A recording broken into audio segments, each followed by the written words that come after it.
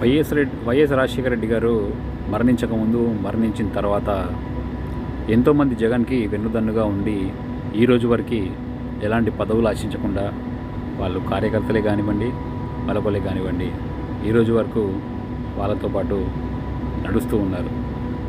మరి కుటుంబ సభ్యులను షర్మిల గారేమో జగన్ గారి కోసం ఏదో త్యాగం చేశాను, అది చేశాను, ఇది చేశాను, మోసపోయాను అంటుంది. ఆ మోసం ఏంటో చెప్పట్లేదు, ఎలాగా తనకు అన్యాయం జరిగిందో చెప్పట్లేదు, కానీ అన్యాయం జరిగింది అంటుంది. ఆమె ఏదైనా పదవిని ఆశించిందా, లేకపోతే ఇంకా ఏమైనా ఆశించిందా, ఆస్తులు ఆశించిందా తెలియదు. ఆ విషయాలు ఏమైనా చెప్తే క్లారిటీ వస్తుంది.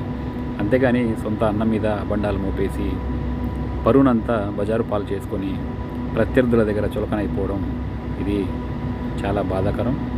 ఒకసారి ఆలోచిస్తే బాగుంటుంది షర్మిల గారికి. ఇదే మా విన్నపం.